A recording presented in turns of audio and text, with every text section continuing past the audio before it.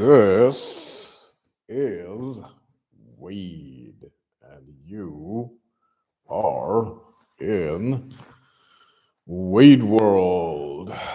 Today, we're going to talk about creators versus consumers, something we talked about never before.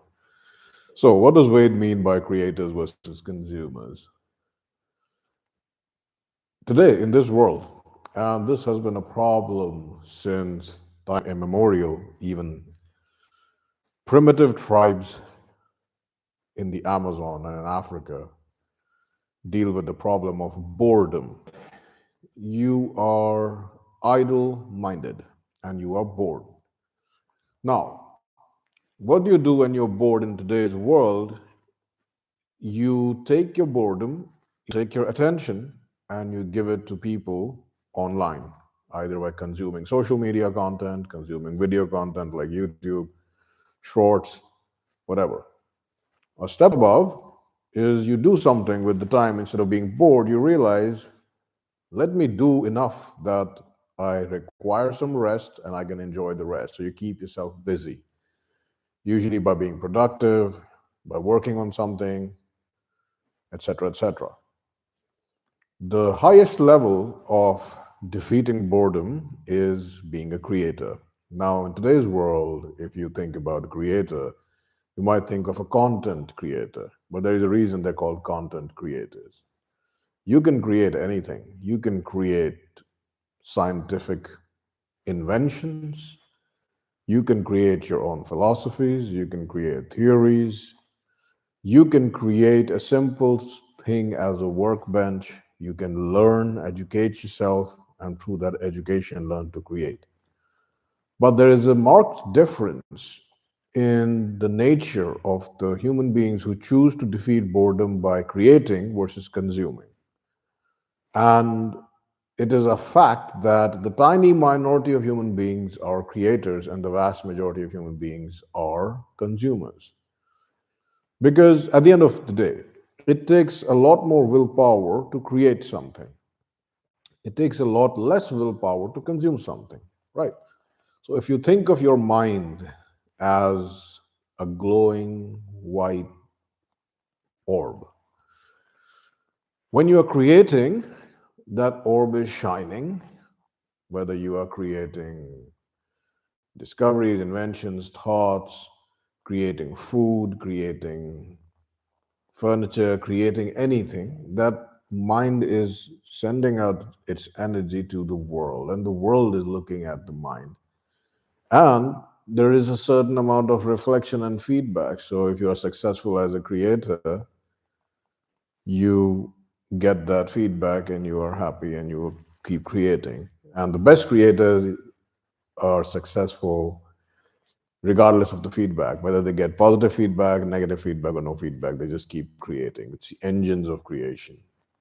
Good examples would be the men who created ancient civilizations, the huge megaliths that we verifiably we have built over the last 7,000 years, the men who created machines, the men who created agriculture, men who created different forms of hunting and warfare, music, arts.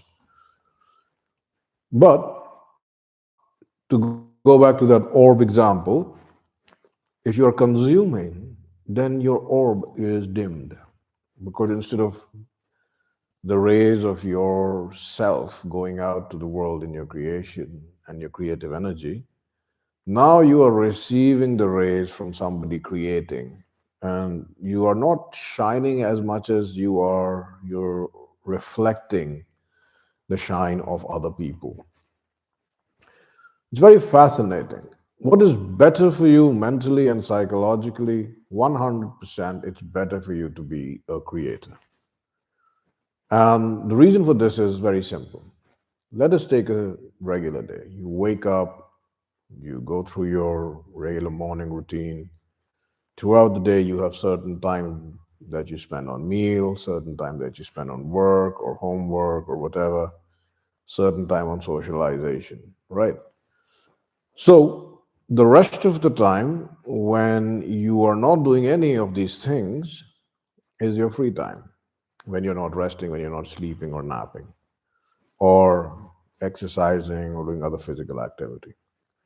This amount of time could be a lot, and if you're busy, it could be less.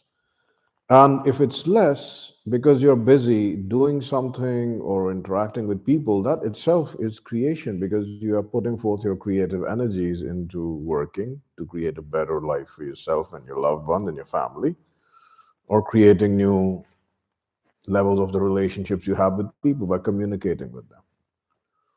But if this time is the free time that you have, if that's a lot, then you have a gift. For example, if you're a student who has extracurricular activities, has a lot of friends, you probably don't have a lot of free time because you're in school, it's a social place. It's mainly a social place. It doesn't really educate you for useful things. But as you grow older, if you have your job, everything is cool, and you do have some free time that keeps going up, now it's on you to do what you like. For example, if you like motorcycles, instead of sitting at home watching YouTube videos, you could jump on your motorcycle, go for a ride. It'll be 100 times better. Even though this will drop Wade's views, it is what it is. If you like nature, it would be 100 times better for your physical, mental, and psychological health to go out in your garden if you have a garden and try to grow something or tend to your garden. If you have some free time, instead of sitting indoors, you could go out and literally take a walk. Let's suppose you don't have a motorcycle, you don't want to drive, take a walk. If you have a car, you can go for a drive. If you have nothing else to do, reach out to your father, your mother, your brother, your sister, your relatives, talk to them. If you've done that, talk to your friends. Wade can guarantee you that being a creator, in that you are creating in various ways, is going to be much more fulfilling to you than sitting in front of your cell phone or a computer and consuming, consuming, consuming.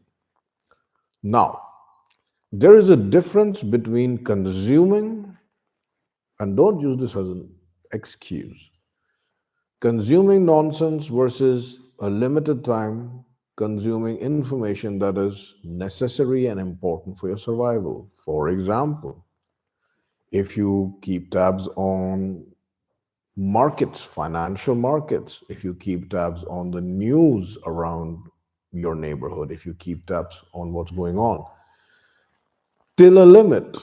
You cannot just sit there and keep consuming and consuming because, again, this will have a negative impact. But you have to figure out, all right, 15 minutes out of the day, 30 minutes out of the day, I will take out and I will go through the news, go through consuming stuff which is genuinely necessary for you. What ice cream flavor some celebrity had is of no use to you unless you think you are some kind of genetic anomaly, mutant linked to that celebrity, and by having the same ice cream, you'll have some connection to it. That's stupid and low IQ consumption. But if there is a tornado coming through your town or city, that's useful. If there are going to be laws passed in your country that might affect your work, that's important. If there is a war going on or a conflict going on that might affect you and your family, that's important. So we're talking big ticket stuff. We're not talking, I'm bored, let me see what's on online and what this person is doing and that person is doing because I like them and I like their hair and I like their style. This is you're sliding back into consuming mindless zombie like follower consumerism. If you do have to consume, number one, keep the time limited, and number two, make it information that is critical to you and useful to you. For example, you could sit there and consume all the information about the solar system, but unless you seek to gather the information, and again, 15, 30 minutes over time, not just in one day, and then the next day you start with something else. Unless you want to gather this information and then spread that knowledge, all you're doing is consuming because the Storms on Jupiter will not dictate whether tomorrow you get fired from work or tomorrow you fail your homework assignment, right? So these are other kinds of consuming that we do that don't really have a purpose. However, if you're interested in it, then channel that consumption. Channel the consumption of knowledge, useful knowledge, into creation. And how is it creation? Spread it to those around you.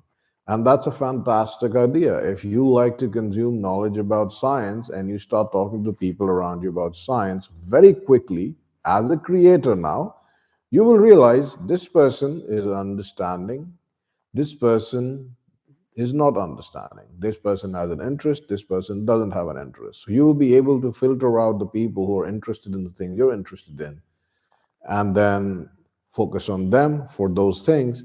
And then the other people, maybe they have an interest in other things, so you know to efficiently utilize your time and communication. Again, creation can come from consumption only if the consumption is limited in time, it has a purpose, and it has a channel through which it can be turned into creation. So you are the channel. You consume and then create. You consume and then create. For example, Wade gave the example of you going out and driving a motorcycle. Wade gave the example of you finding out about all the planets in the solar system. These are things that are quite useful if you can communicate these effectively to those around you. Tell them, like, wow, we live in a really unique planet. Maybe we should not mess it up. It's really hard to terraform other planets to make it livable for human beings. Maybe we should appreciate nature more. Maybe you shouldn't litter. Maybe you should keep your surroundings clean. Maybe you should tend to your gardens. Maybe you should go out and appreciate nature.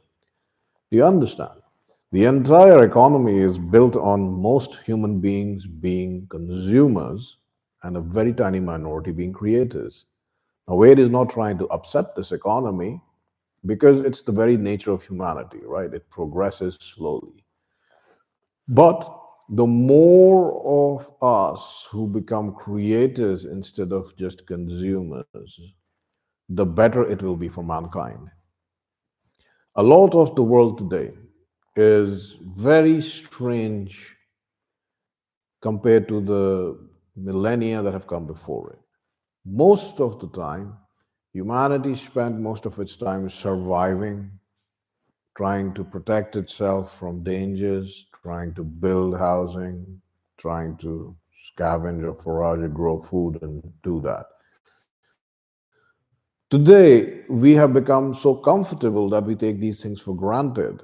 But even so, you have to understand that your system that most of you live in is geared towards catering towards you, first of all, and turning you more into a consumer. So you still have to fight to survive, fight for a roof over your head, fight for your right to get food and not starve. That fight is just called work. So you go to work, and that takes away all of your energy, both physically, mentally, and psychologically, right? Then you get back home and you're too tired to do anything. So you sit, and because your willpower is weak, you just consume, consume, consume. So your energy is being consumed by those who seek to profit off you so that you can survive. And then you come home, and instead of having this free time where you can create, you consume and consume and consume more. Wade knows it's tiring. Wade knows it's difficult, but that is no excuse. If you watch some of Wade's other videos, you understand Wade is a huge believer in genetics, biological reality, the nature of this reality, hard coded things. But there is one thing that transcends biology and this reality, one thing that you can call a direct connection to the creator of the world, of the universe, and that is willpower. When your mind doesn't want to do something, when your body is given up, your willpower will set you free, will get you through. It's the reason many people can go beyond their body's capability under times of stress. But you shouldn't wait for times of stress. And the important part about willpower, which Wade will definitely talk about at some other time, is it's like a muscle. The more you draw from the willpower in the universe, the more your willpower recharges itself. And you can grow older, you can grow feebler. But if you have a strong will, you will grow older, you won't get feebler. It has an impact on your mind, your body, and your spirit. So, again, think about it. You have a limited amount of willpower and it is drained by work. Now, there is a chance to recharge it when you get back home, and that is from being a creator. So, would you choose to rather be a creator and recharge that willpower, maybe strengthen it, and maybe get it to a point where you quit your job and get a better one? You make a better life for yourself. Would you do that? Or would you rather just let it drain away, consuming, consuming, consuming? Because make no mistake, consuming drains your willpower. Willpower is like a muscle, it's always there. But if you just let consumption take over your life, that muscle wastes away until a very, very thin sliver is left. So, the difference between creators and consumers today, most of the creators are not aware of this, is literally willpower. Now, do your hormones, does your overall health, does your vitamin levels, specifically vitamin D, for men testosterone, for girls estrogen, all of these on a natural level affect your willpower? They do. But the beauty of it is, willpower is also independent of them. All of your levels might be in the gutter, but if you will yourself to do something, it will literally have a feedback mechanism on your physical body. That's why we live in a very complex world. It's the material world on top of an ethereal world. So, in this material and ethereal world, if you have a lot of free time or a little free time, it will take willpower to help you develop the question you should ask yourself every single time. I have some free time. Am I going to create or I am going to be a consumer? I'm going to be a creator or a consumer. What am I going to be today? What am I going to be right now? And if I'm going to consume, how can I transmute this into creation? If your consumption transmutes into creation and it is limited and disciplined, it is useful. Otherwise, you will become a vegetable, brain orb of veggies instead of the glowing orb that throws its creative energies and shines its creative rays on everybody. So until next time, remember, creator, consumer, the choice is yours. Until next time, keep it cool, keep it smart, and as always in Wade World of Creators, enjoy.